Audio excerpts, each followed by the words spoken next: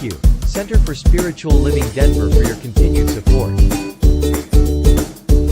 Thank you, Center for Spiritual Living Midtown Atlanta, for your monthly contribution. Thank you, Center for Spiritual Living North Jersey, for your monthly contribution. And Suze Ajay, thank you for your very generous donation.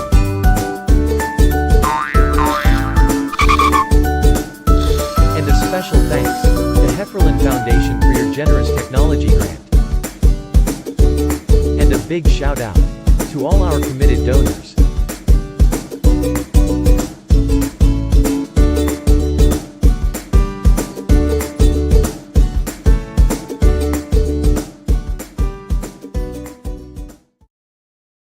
New Thought Media Network is on the rise.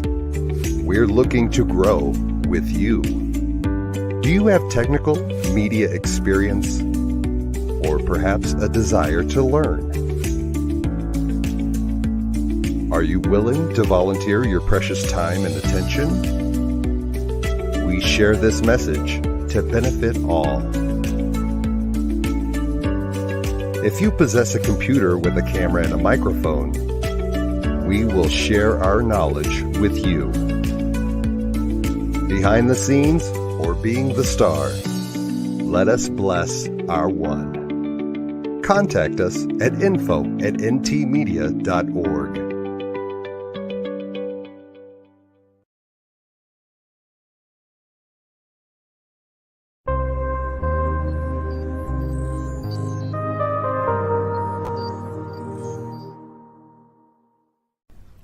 New Thought Media Network.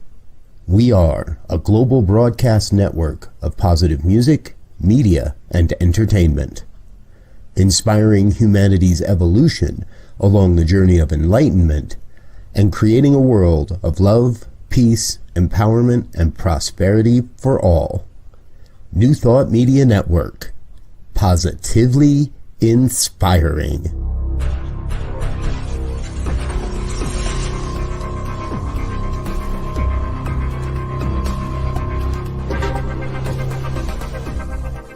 Live from a secure concrete bunker somewhere in Ohio, New Thought Media Network presents Pastor Michael Mangus with Friday's Fireside Chat, spiritual conversation for today.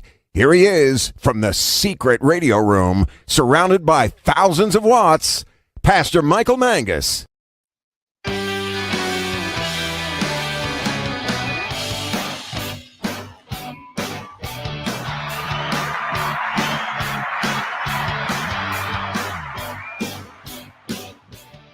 And as the applause fades in the background, hello there, good evening. Across the United States and also around the world, it is time once again for another fun-filled, thrill-packed, and guaranteed always exciting edition of the Fireside Chat here on the New Thought Media Network. I am Pastor Michael Mangus, and I am broadcasting this evening from the brand new super secret radio room, surrounded by thousands, and I mean thousands of watts, in the brand new secure concrete bunker somewhere here in Akron, Ohio.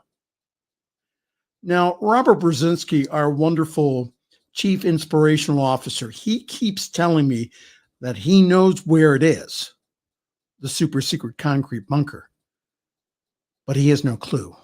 Only Diego knows.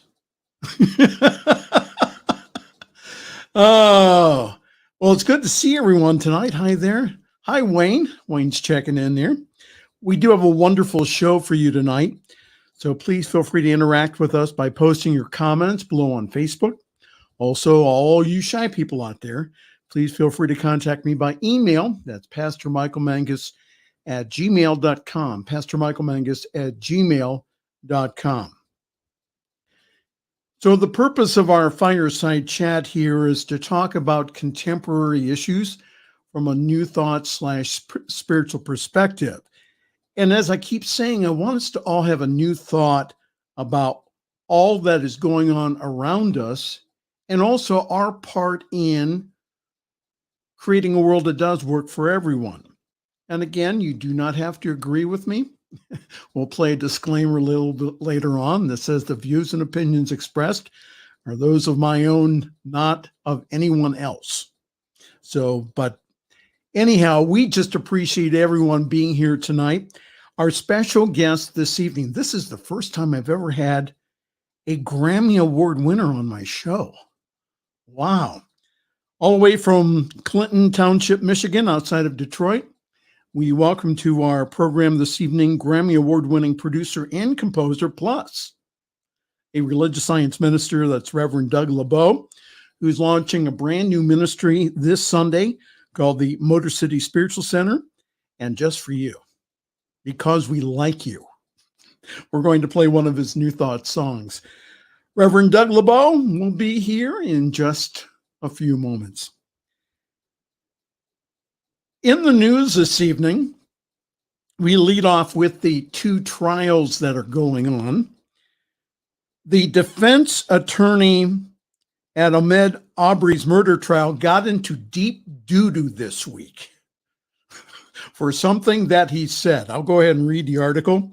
It says, a defense attorney in the trial over the killing of black jogger Ahmaud Arbery offered my apologies, in quotes, my apologies to anyone who might have been inadvertently offended after he objected a day earlier to civil rights leader Reverend Al attending the proceedings to support the victim's family.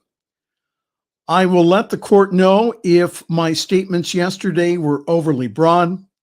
I will follow up with a more specific motion on Monday, putting those concerns in proper context, and my apologies to anyone who might have been offended. And those were the words of lawyer Kevin Gout. Gout created a furor on Thursday when he decried what he saw as a precedent where we were going to bring high-profile members of the African-American community into the courtroom to sit with the family during the trial in the presence of the jury. I believe that that's intimidating, and it's an attempt to pressure, he said. The three defendants in the case are white, as are 11 of the 12 jurors. Interesting. The judge told the defense attorney that he did not object to Sharpton taking the place of an Arbery family member as long as there were no disruptions. Gout said on Thursday that he has nothing personally against Sharpton, adding, and I think this is what got him into trouble, we don't want any more black pastors coming in here or another Jesse Jackson, whoever it was here earlier in the week, sitting with the victim's family trying to influence a jury in this case. Isn't that interesting? So my question here is, if Mr. Arbery was white, would the attorney object to white pastors being there? The statement was meant to Reverend Al Sharpton and other civil rights leaders attending the trial to support the family. The jury does have, again, 11 whites and also one black. And again, the stereotypes here are extremely clear. If the man is African American, the stereotype is that he is dangerous, which is not true at all. Racism has no place in our judicial or our law enforcement. No place at all. If we really believe in a global vision of a world that does work for everyone, then everyone must speak up for civil rights and justice for all people. And if you want to find out more how to do that, join us on Sunday evening here at the New Thought Media Network during Reverend Dr. Charlotte's show, the Sunday evening masterclass. We are going to have the president of the Washington, D.C. NAACP, Akosua Ali, who will speak on sacred activism. How cool is that? That's this Sunday at 8 p.m. Eastern here on the New Thought Media Network. Sacred activism. In the other trial here, testimony has concluded in Kyle Rittenhouse's trial. And this is from CNN. After more than 30 witnesses testifying in the Kyle Rittenhouse homicide trial, the case that has grabbed the nation's attention is moving into its final stages. Testimony, which spanned more than a week, is wrapping up on Thursday, and closing arguments are slated to begin on Monday. Rittenhouse has pleaded not guilty to 6 charges, including first-degree intentional homicide, first-degree reckless homicide, and first-degree attempted intentional homicide for shooting at 4 people during the August 2020 chaotic protest in Kenosha, Wisconsin, following the police shooting of Jacob Blake. 2 of the people that Rittenhouse shot at died, and 1 was wounded. In a very emotional testimony on Wednesday, Rittenhouse said that he knew that Rosenbaum was unarmed when he ran towards him, saying that he pointed the gun at Rosenbaum to deter him. Rittenhouse, now 18, now he was 17 last year when this happened, noted that he was aware of pointing a rifle at someone is dangerous. No kidding. The testimony was crucial to both prosecution and defense arguments about his actions on that night. The prosecution is trying to show that Rittenhouse's actions were reckless and criminal, while the defense said that he acted in self-defense. Something to think about here that I saw on Facebook this week, and I just put that out there for us to think about. And this is from writer Santiago Mayer, who wrote this. He says, "Let's be clear. If a black 17-year-old had crossed state lines to arm himself with an illegally acquired assault rifle, attend a MAGA rally, picked a fight, and then shot 3 people, killing 2 of them, the trial would simply be a formality. He'd be in prison for life." And the other meme this week, why aren't we just glazing over the fact that Kyle Rittenhouse's mother put her minor child into a vehicle, drove him across state lines, and dropped him off in the middle of a riot where he armed himself with an assault rifle and shot 3 people? Why is she not behind bars? Again, this is all something to think about here. We all need to demand for a justice system that does work for everyone. Well, hi there. Good evening. You are watching the Friday evening Fireside Chat here on the New Thought Media Network. Pastor Michael Mangus with you. And in a few moments, he's waiting in the background, working on his sermon for Sunday.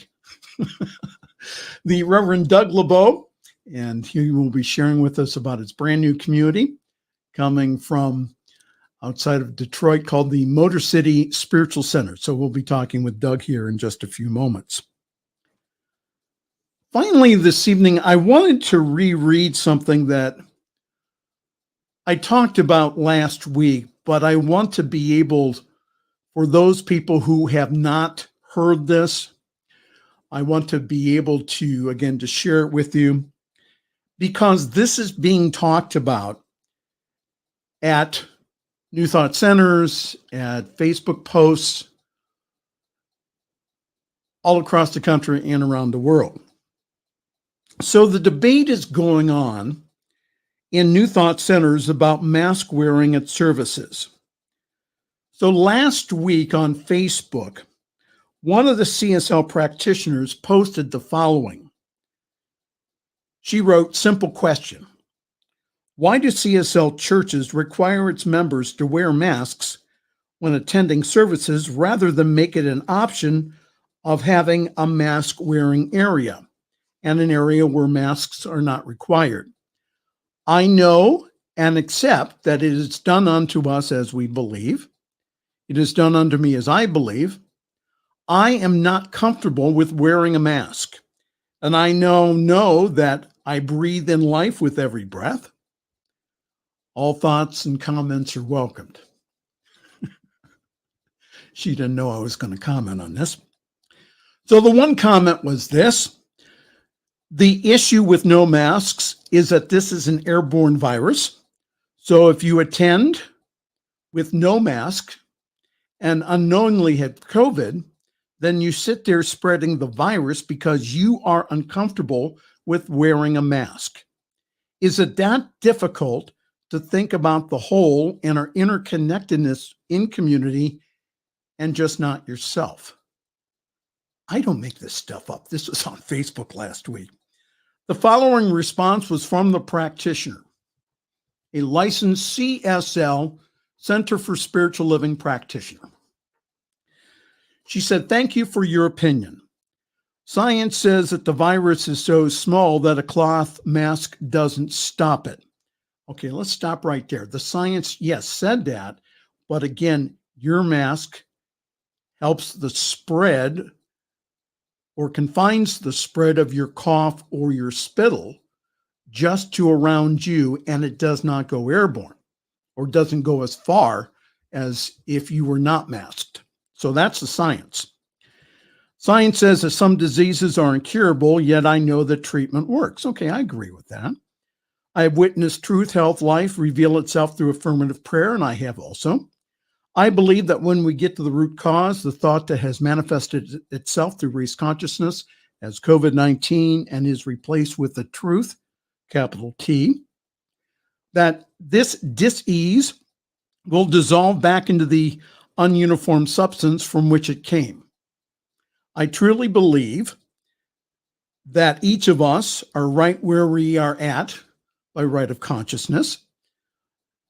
There are churches that give their members the choice of wearing a mask or not. And I was hoping to find a CSL center that would be willing to give some of its members the choice because I love the teaching. I know that I can praise the Lord anywhere and everywhere. Ernest Holmes wanted the science of mind to find its way into the hearts and minds of everyone. And perhaps if I venture out to a different spiritual home, that I can share this teaching with others that believe that God is bigger than COVID and that prayer does heal.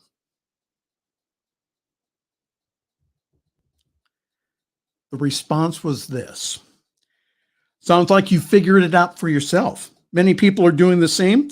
We all have opinions, including you. Your information about masks, what science says, is actually an opinion that supports your belief. Please don't feel that you need to defend it. It is true for you because it is what you believe. Yes, affirmative treatment works. Yes, the COVID virus is a real condition. Spiritual bypass is simply that. True God is bigger than COVID. This God lives in each and every one of us. It is not a savior. I'm not praying to a God outside of me. Each center is figuring it all out, their responsibilities for the whole and not for individuals. Perhaps you could attend a center that offers no masks as an option.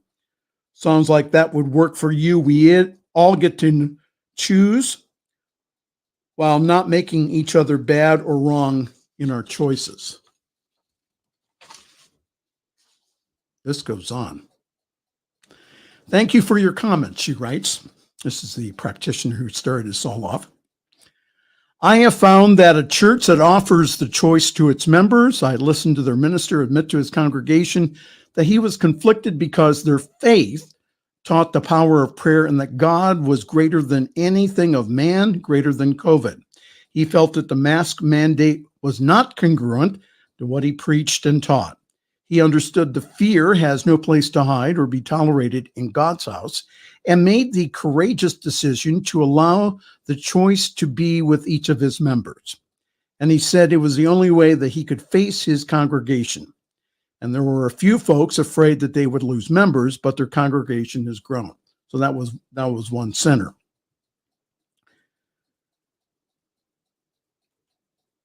My response to all of this is that our local communities were advised by Home Office, the greater organization that holds our 501c3 status, for each of the centers, advised us to abide by the mandate suggested by local, state, and national health departments. Some may be of a high consciousness not to get the dis-ease. However, there has been churches that have had outbreaks of COVID with members and ministers dying. When this first started last year, here in, I think it was Indiana, that there was a convocation of the Church of God in Christ, a African-American denomination. They had well over 15 ministers and bishops die from that event. So personally, yours truly is not going to take a chance with any kind of congregation that I serve. I'm just not going to do that. So, and if the mask bothers you, then please. There's all kinds of services online here. Watch that. And I was also a part of the debate in one of the classes that I take online for continuing education about whether it is a part of our teaching to take the vaccine or not. The center or the discussion centered around whether or not the vaccine should be mandated. A majority of the class that I was in has been vaccinated, including myself. I was a brave person here. I went for my booster and my flu shot in one day. That was interesting. Science of Mind communities have been advised by our executive team for all ministers and practitioners to be upfront about their vaccination status. When I was approached by another CSL to speak in December, that's the first thing I told them.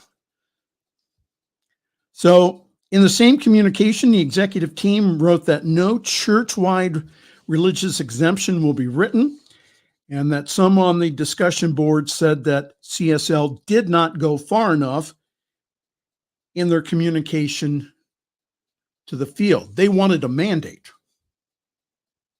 Interesting. And that is continuing on here. Well, welcome. Hi. You wonder what you stumbled onto? This is the Friday evening Fireside Chat here on the New Thought Media Network. So we're going to do some announcements, and then we'll be back with from the Motor City. It's Doug LeBow will be with us this evening, Reverend Doug LeBow, who is, again, a Grammy Award-winning musician and composer, and he's also a religious science minister. So he's starting up a new congregation, a new online ministry called Motor City Spiritual Center. So we'll be talking with him in just a few moments. Well, yours truly is parking himself at Summit CSL. For more information, go to summitcsl.org. There you will find all kinds of information about our wonderful Sunday gathering online at 10:30 Eastern, 7:30 Pacific time. Yes, people get up that early in the morning to attend our church service from California. So grab your cup of coffee or tea or your espresso. Please join us. We do have one of the best services that I've ever seen in New Thought. And this Sunday, we will start or continue our November topic of gratitude.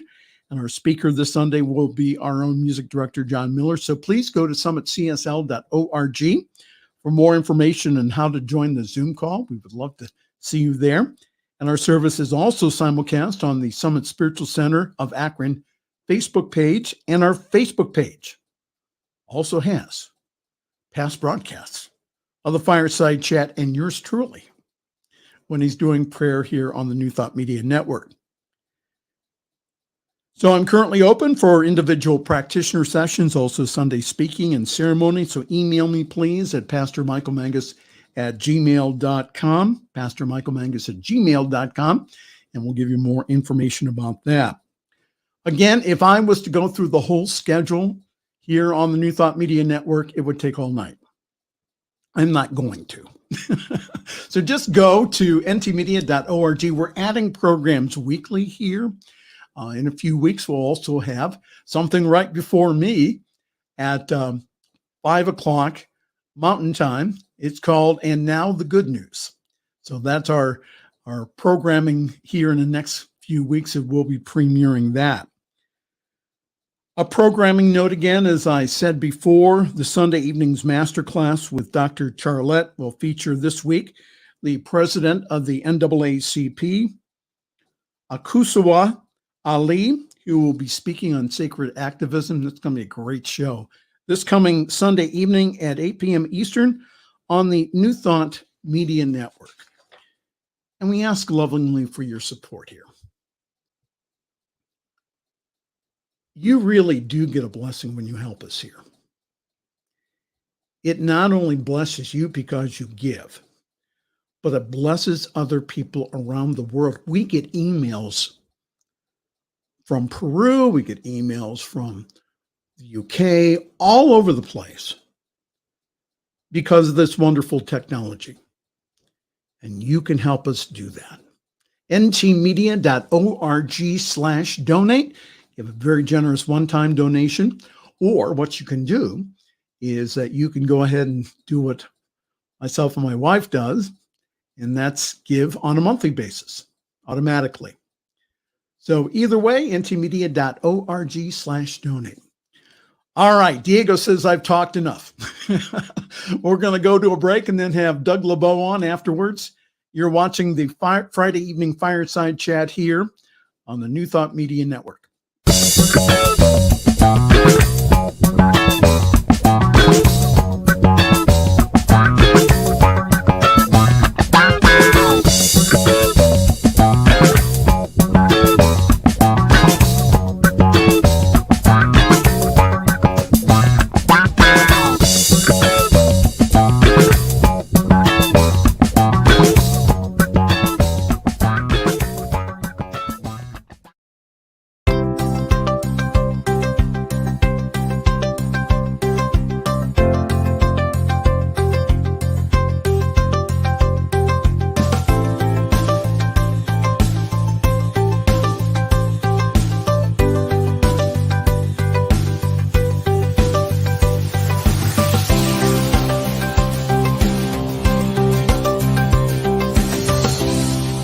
The views and opinions expressed by Pastor Michael Mangus are generally right. However, they are his own and do not reflect the views and opinions of New Thought Media Network, Centers for Spiritual Living, or any other person living or dead. As they say in the 12-Step Recovery Program, take what you like and leave the rest. Here again is Pastor Michael. It is a real honor to have on our show this evening Reverend Doug LeBow. Doug LeBow is an Emmy award-winning producer, director, and editor of music and video. I was going to tell you. Oh, you were? I was going to tell you. Oh, well, let me do it. Okay, I have it right here. You're interrupting me. No. Okay, as well as a composer, arranger, music supervisor, and music preparer and engraver. Does that mean that you engrave music? You know, it used to be that it was engraved on metal plates and then printed, but nowadays it's all done with computers. All done with computers. Okay. So with hundreds of feature films, TV movies, television series, web streaming, trade shows, live music directing, and major recording label credits, Doug has been under contract to the Disney Publishing worldwide as a producer, composer, songwriter, and recording artist since 2008, and has written and or produced more than 500 songs, stories, and activities for Disney Junior and also the Disney English schools in China. That's right. And previously, Doug completed a 4-year, 635-episode stint as a music director on General Hospital. Who is this guy? I want to meet him. Oh, you do? I do too. He's a nice guy. Doug, in his spare time then, he's also a Centers for Spiritual Living minister who has been the senior minister of a couple of centers, mostly in California. This weekend, Doug is kicking off his newest project, his newest church plant, as they say in the evangelical world, called the Motor City Spiritual Center, with a host of musical guests. So here he is, the Reverend Doug LeBow. Hello, sir. You got almost none of that right, but okay. What do you mean? It's right off your web. Hold it. Stop. It's right off your website. It was the part that you improvised because I've only been the senior minister of one center. I Oh, was the music minister at the Global Truth Center for a long time, but then I've only been senior minister of one center. For 5 years, I was the senior minister at the High Desert Center for Spiritual Living in Apple Valley, California, until this May. But well, see, and that's I always give my you get excited, Mike, and I like that. I love your excitement. So tell us a story about how a nice guy like you from California ends up in Michigan after all these years in the sunshine. You know, it's really funny because I'm actually from Massachusetts originally. I was born in New England and I lived in New England till I graduated from high school. And then my parents moved to California, to Los Angeles, and I joined them. And I've lived in LA ever since. And, you know, I've been in the entertainment industry my entire adult life, musician, did some acting, but mostly musician, producer, arranger, composer, and of course also started studying New Thought in Southern California. But my wife is from the Midwest here. She's actually not from the Detroit area. She's from just across the river from Detroit in the Windsor, Ontario area. And she still has a lot of family, her mother, her father, 2 sisters, a brother, all of their children, grandchildren. And both of my parents have passed in California, and my mother's was passed after my dad, and she's been gone 12 years almost. And my sister and brother-in-law are moving, who we're very close to, are moving out of California as well to the Washington, D.C. area. So, you know, it's a really funny story, but I had a dream. And in the dream, I was trying to decide whether I was going to open a center in Canada for near my wife's family, or whether I was going to perhaps reopen the Santa Clarita Center, which was near my home in Santa Clarita, which had closed. And in this dream, I was asking my wife about it, and I got really excited by the dream. And I happened to call former executive director Sonia Byrne about this dream I had. And she said, I really like the idea of you opening a center in Canada, but have you ever looked at Michigan? And I said, why? And then at that point, she mentioned to me that we were going to have a retreat center in Michigan, and that there was a need for more communities in Michigan. And when I started looking at the home prices in Michigan compared to the home prices in California, and also the fact that since COVID, Disney doesn't really care where I am. And in fact, my wife, who's also a CSL minister, but is a marriage and family therapist, her entire industry has gone to telehealth pretty much. And it doesn't matter where she lives either. So we thought maybe this would be a good opportunity for us to spend time with my wife's family, which we hadn't done really in the 30 plus years we've been married. And so we prayed on it for about a minute, made the decision, put it into motion. And here we are, just exactly 1 year later, living in Michigan. How wonderful. Now, are you able to cross the Canadian border? Yeah, we can. You have to get a COVID test.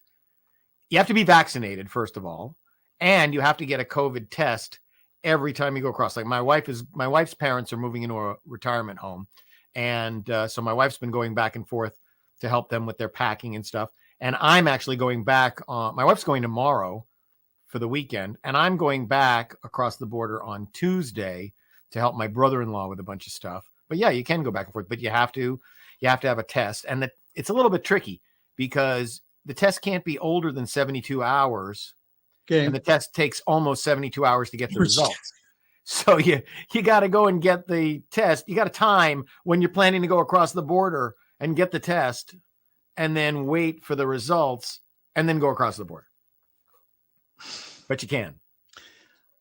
Well, at least you guys, they shut the borders down for a while, so I'm glad you guys are. They opened up after we moved here. Yeah, we were.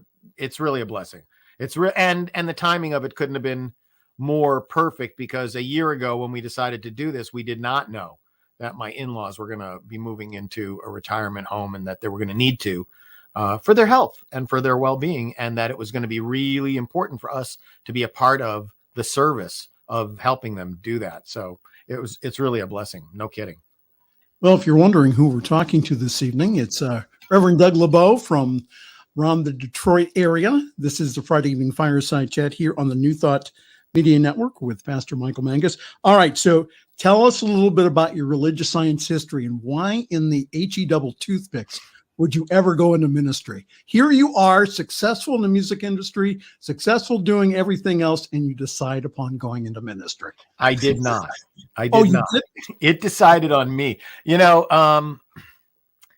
my wife and I were getting some counseling before we got married, and we had a marriage and family therapist who was, unknown to us, a religious science practitioner.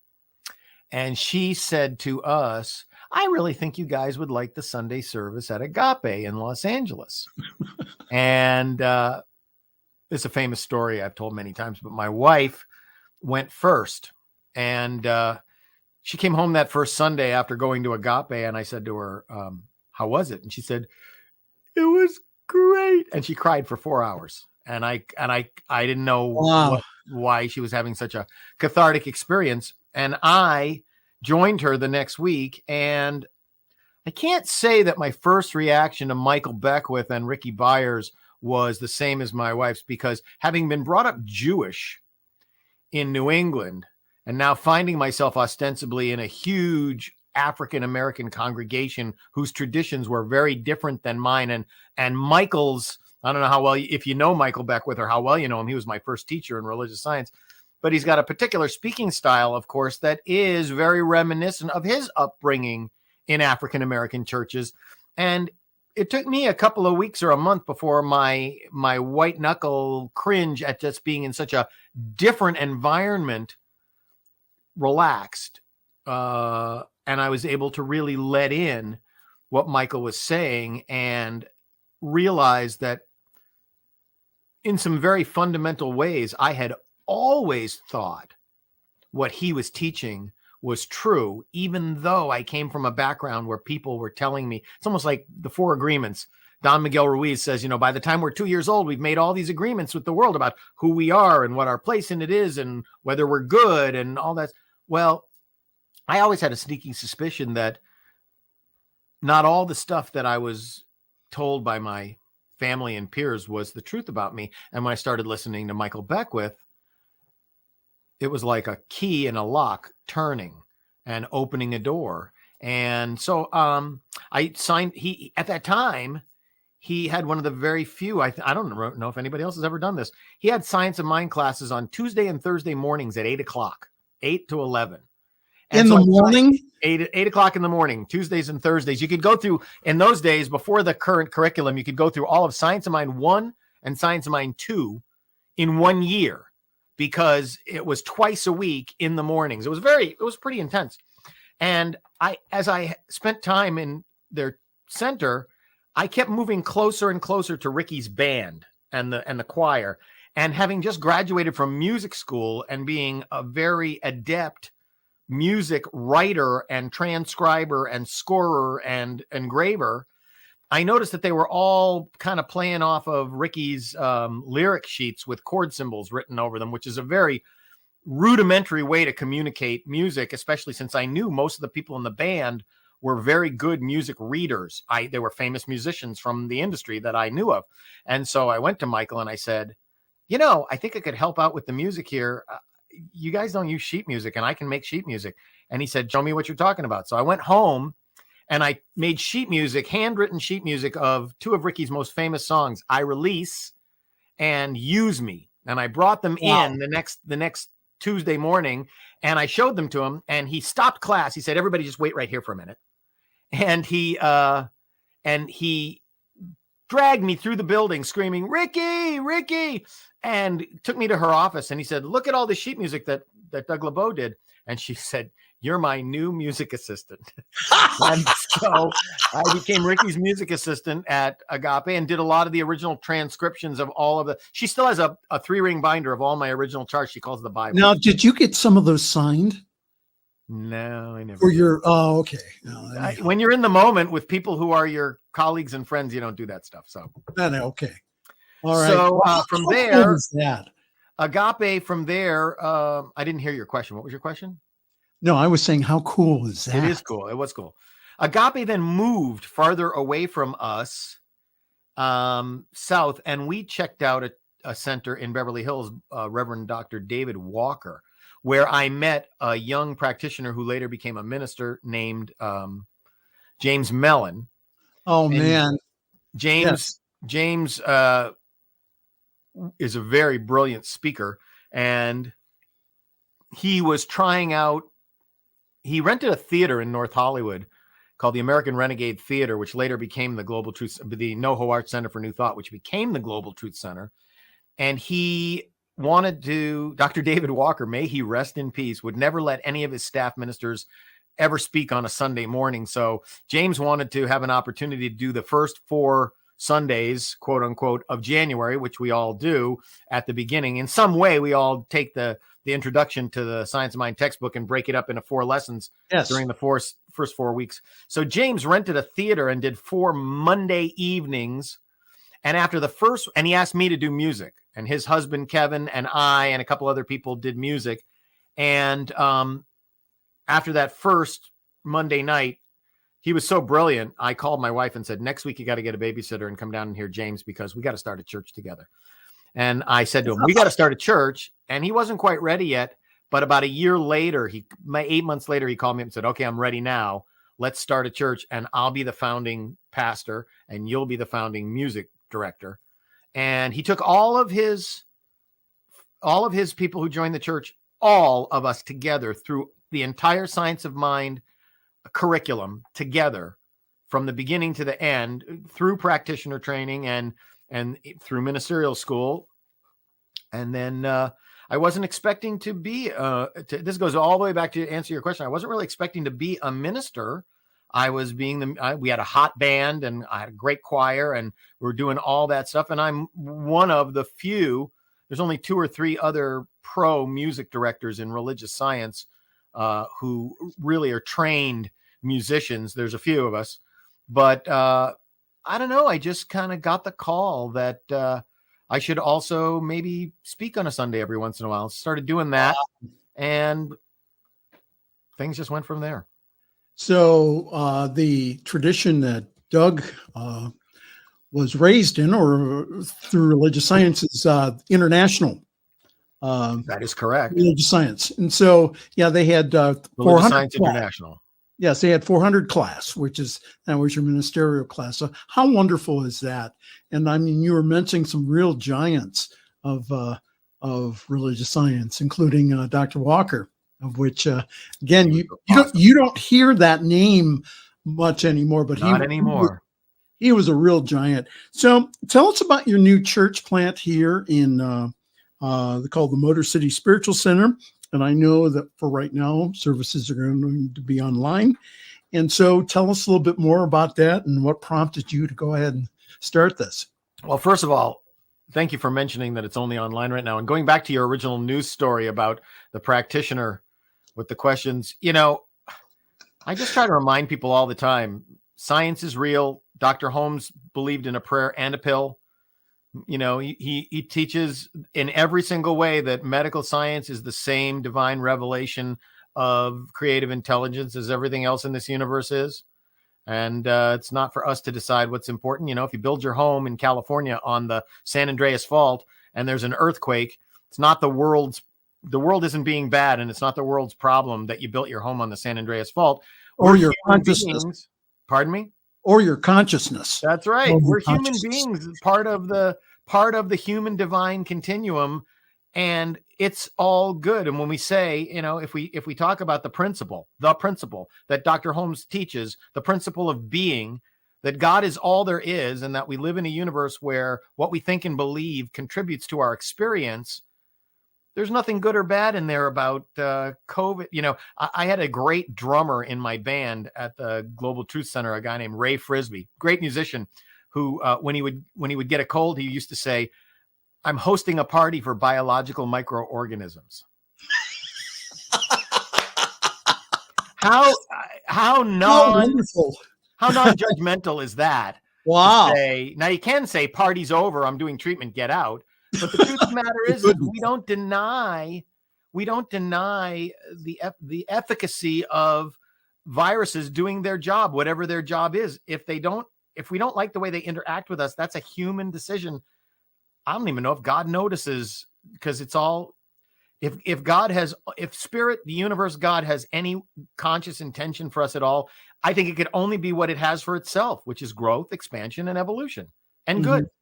And from the bigger picture, it's all good. That's not just a new age phrase. And I say new age with quotes around it because we're not new age. We're new thought. Right. We don't place the transformative power of ourself and our experience outside of ourself. The transformative power is within ourselves. It is ourselves. We individualize that power, but it's all good. And, or as Shakespeare would say, but only thinking makes it so. So only thinking makes it so. Well, the reason I read that is because that, again, that is one of everybody has the right to their opinion. Right. And so and we've had discussion. I'm in a class on Wednesday evenings, and we've had that discussion again, one minister saying, well, I don't know, if prayer works, then why are we doing that? Okay, go ahead. There's not a single religious science teacher that's ever been teaching any early lower level religious science class where somebody doesn't bring up Hitler and World War II and Holocaust and genocide, because how can that be good? How do bad things happen to good people? I mean, the truth of the matter is consciousness is consciousness. And, some nasty people really have a strong, faithful belief in what they think they know to be true, and they can manifest in the same way that anybody can. And a lot of magnetic people are not inherently nice or good, or in terms of the law, but everything, that's all society. Dr. Right. Holmes, in all of our teaching, is always talking about spiritual good, and the universe did not create civilization. We created civilization, and we created municipalities, and we created laws.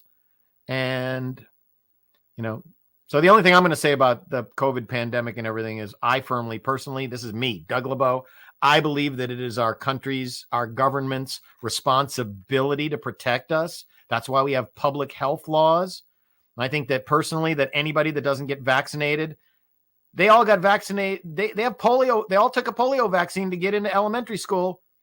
They didn't go, hey, I don't know if this thing's going to work. I'm not going to take it. Of course, we were all 5 years old at the time, but this is way too PC. Yeah, we all have, right. And we all have vaccination cards. I mean, oh yeah, I grew up and, my mom was a nurse, and I got my mom's a nurse too, was a nurse too. I got two kids, and, they had the little yellow California public school vaccination cards. It's like, and yeah, we got those notifications. Hey, don't forget, school's coming up in 2 weeks. If your son doesn't have or daughter doesn't have this thing, so yeah. But to answer your question, go ahead. To answer your question, I know you want to play a song soon, but yeah, my new center, I was kind of thinking that maybe I was going to retire. We moved here in June, and Sharon and I have really kind of enjoyed having our weekends off. And, ministers are kind of like vampires. We live on a completely different schedule from anybody else because we're really, really busy, usually on Fridays, Saturdays, and Sundays. Yep. Everybody you want to go to a baseball game Saturday? Sorry, I'm working on my talk. I can always tell it's Saturday if I look on Facebook and Pat Campbell in Canada is writing her talk. She's always about writing her talk in Canada. And Sunday. That's funny. Sunday afternoon after putting on a service, nap time is what I want usually, right? So, absolutely. I thought maybe I was going to retire, but I'm very fortunate to have a lot of friends and people who, I don't want to call them followers, but people who do follow me on social media and stuff, really encouraging me to kind of get back in, where's your Sunday service? When can I see you? I really missed you. I'm not getting a good, I don't have a place to go. So I'm being very pragmatic about it. I started the Motor City Spiritual Center. I was talking to my friend and sometimes mentor, Mark Anthony Lord. And he said, "No, I think you should do it. I think you should do it." So I'm doing it. And I've been promoting it for the last month or two. As you can see, I'm in my beautiful Motor City Spiritual Center green screen studio.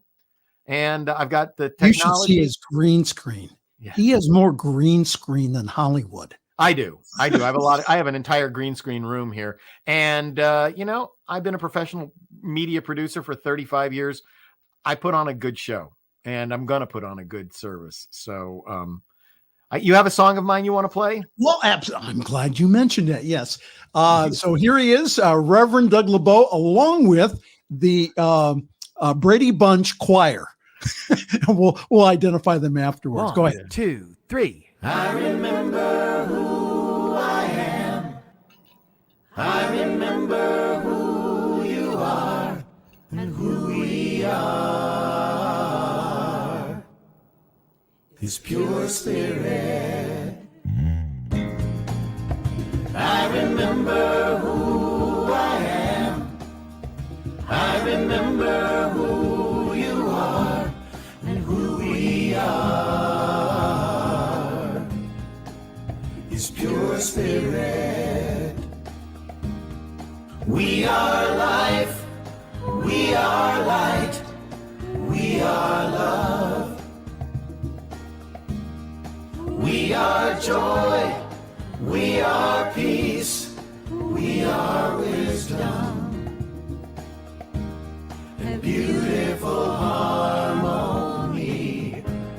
We are pure spirit. I remember who I am. I remember who you are and who we are. Pure spirit, and who we are is pure spirit, and who we are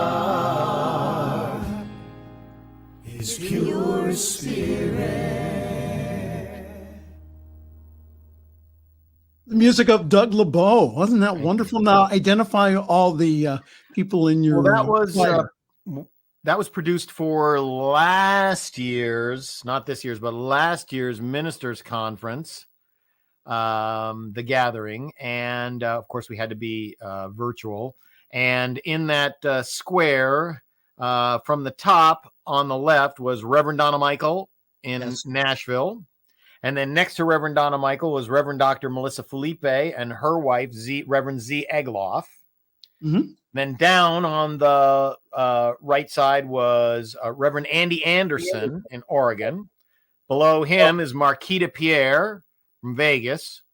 And then me on the bottom. And then Reverend Karen Mitchell, who was my assistant minister at the assistant minister and music minister at the High Desert Center for Spiritual Living in Apple Valley, California. So that was the music team from last year's Ministers Conference, virtual Ministers Conference.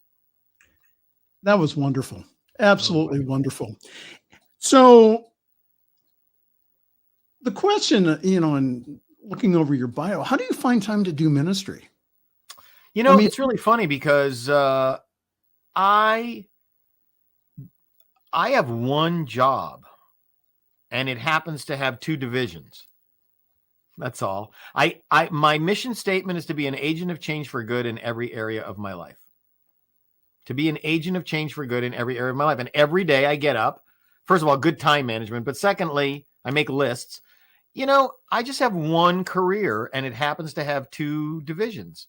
And for such a long time as a music minister, it was just one career that had one division because it didn't, whether I was doing music for whatever was going to happen at the Global Truth Center on that Sunday, or for a project I was doing for Disney at the same time, or for an independent client. It's just whatever's the fire licking closest to my toes on any given day is what's next on my schedule.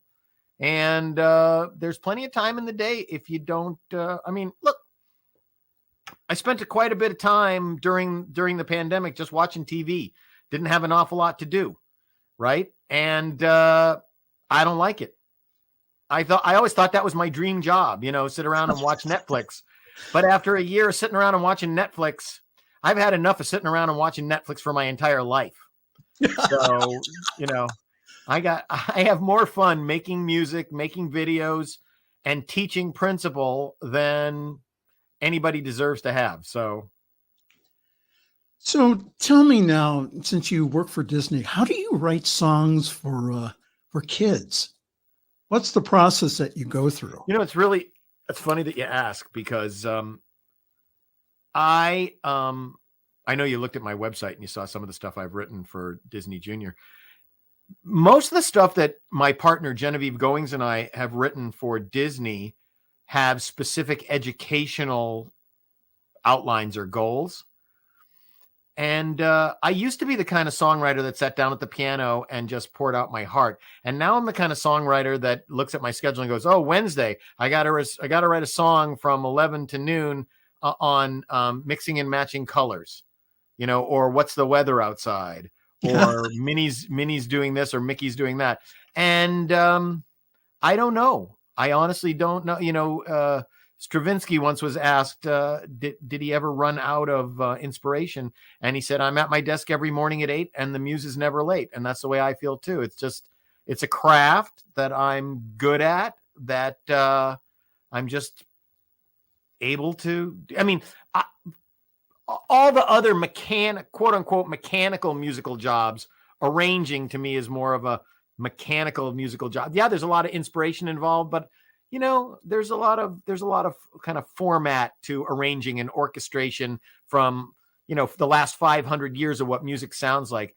The great thing about children's music is, and I like to call it family music, is it's not stylistically restricted. You can do one song that's a bluegrass song, another song that's a hip hop song, another song that's a classic rock song, another song that's just ukulele and voice. Whatever hits me, as a producer, I'll talk to them about the idea, and almost always, unless they have a specific idea going in, almost always they go, "Hey, that's a great idea. Let's try that." And then Genevieve and I are good at what we do, and we come up with something good for them, and they usually go for it. So Genevieve is your lyricist, is that correct? Genevieve Goings is my producing partner on the stuff I do at Disney, and she and I are both composer, songwriter, producers. We both do the same things, and we leapfrog over each other. We used to sit in the same room, and she would sit behind me on a stool, and as I was arranging or creating, and sometimes we'd be songwriting at the same time that we were creating a beat, at the same time that we were thinking about orchestration. And then when COVID hit, and she was actually pregnant with her son at the time, we started working using technology that allowed us to work remotely from each other. But the years that we spent in the same room working together really made it easy for us to then work remotely together, because we had all those hundreds of hours of working in the same room writing. So we're both lyricists, we're both composers, we're both melodicists, we're both producers, we're both vocalists. Oh, wonderful. Yeah. Well, we only have a few more minutes here, so tell us a little bit more about the Motor City Spiritual Center, and also how people can watch you on Sunday. So we're going to be on YouTube to start. I am going to see whether the technology is going to allow us to also be on Facebook Live, because I really think that the chat feature is a very important part of the way I like to do service, because I like people to be able to contribute their ideas and reactions. And if I feel like it matches what we're talking about, I very often will say, "Oh, look, such and such a person just said this or responded with that." So I know that works really, really well on YouTube. I used it all through the pandemic that way. And if the technology allows, we'll also be on Facebook Live, but we're going to mostly be on YouTube. There's the YouTube. We're hoping to get our custom YouTube URL this week, but that's the current YouTube. And I will be putting it on Facebook all this week. And the service is coming up on Sunday. And as you said, we're going to be virtual only right now, because I'm in Michigan and COVID is surging in Michigan. And I just do not feel right about encouraging people to get together on my behalf for the teaching in a public place together, when I don't feel like it's safe to do that for especially some older people. And I'm a young 64 years old, but I know a lot of people who are interested in what I'm teaching are older, and I don't really want to put them at risk. So we're going to be just virtual for now. And then next year, we'll see how that goes. Reverend Doug LeBow, thank you so very much. Thank you for being on the program this My evening. pleasure. Really, really appreciate you. Thanks And for also, so everyone, if you go on to YouTube, you can find his channel here. Motor City Spiritual Center on YouTube. Motor City Spiritual Center on YouTube. Doug LeBow, thank you so very much. Come back. Thanks We'd a love lot. to have you come back. Thank you so very much. Have a good All day. right, boy, an hour goes by quick here. Thank you so very much for being with us again. If you could, to go on our website, find out all the wonderful things that we're doing here, ntmedia.org. Go on the donate page too. That really, really helps us. Again, we have a lot of things that we're doing this coming year, including going to conferences and other places where we will broadcast live from them. So again, thank you so very much on behalf of Doug LeBow and also my producer, Diego. This is Pastor Michael Mangus. Have a great week.